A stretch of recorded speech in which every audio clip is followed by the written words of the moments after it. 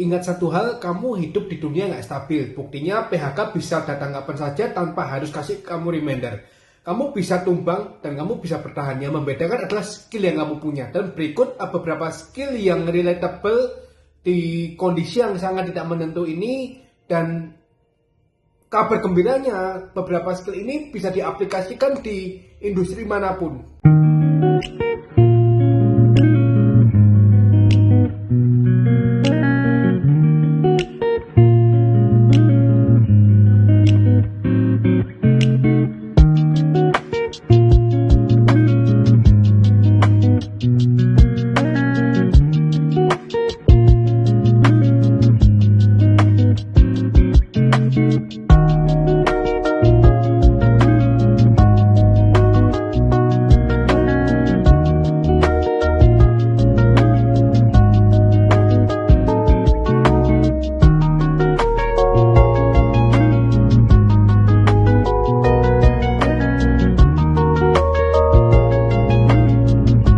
Yang pertama adalah skill komunikasi, karena menghadapi kondisi yang tidak menentu, kondisi yang penuh dengan ketidakpastian, perusahaan tidak cuma perlu orang yang pintar, tapi orang yang bisa mendeliver idenya dengan baik, bisa meyakinkan orang dan bisa bekerja sama.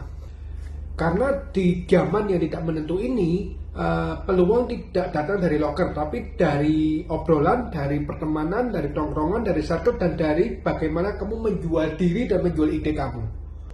Dengan skill komunikasi, kamu bisa negosiasi, bisa membangun relasi, dan kamu tetap relevan walaupun dunia berubah. Di saat kondisi kacau penuh dengan ketidakpastian, yang dicari, yang diperlukan bukan orang pintar, tapi orang yang bisa menemukan solusi. Di suatu krisis, tidak semua permasalahan memiliki jawaban yang jelas. Makanya di sini sangat dibutuhkan kemampuan untuk tenang. Dan kemampuan berpikir tenang adalah kunci. Tanpa kemampuan berpikir tenang, kamu stuck dan panik. Kalau kamu bisa berpikir dengan tenang, kamu bisa bergerak, kamu bisa beradaptasi, bahkan kamu bisa menemukan solusi di tengah krisis.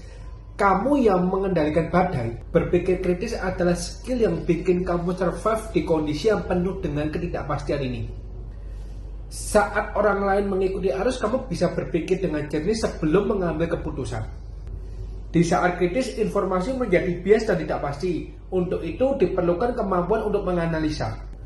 Tanpa berpikir kritis, kamu dengan mudah terseret opini dan membuat keputusan yang salah. Tapi ketika kamu berpikir kritis, kamu bisa lebih tenang, rasional, dan tepat dalam melangkah. Kemampuan beradaptasi sangat krusial untuk menghadapi kondisi yang penuh dengan ketidakpastian. Perubahan dunia jauh lebih cepat daripada plan rencana yang kita buat.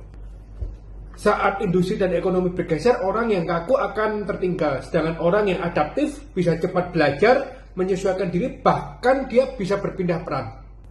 Di kondisi yang penuh dengan ketidakpastian, yang menang bukan yang paling expert, tapi yang gesit mengikuti perubahan zaman, yang gesit beradaptasi dengan zaman. Di kondisi lagi kacau, orang cenderung mencari seseorang yang bisa memberi arah dan bisa membuat keadaan tetap jalan.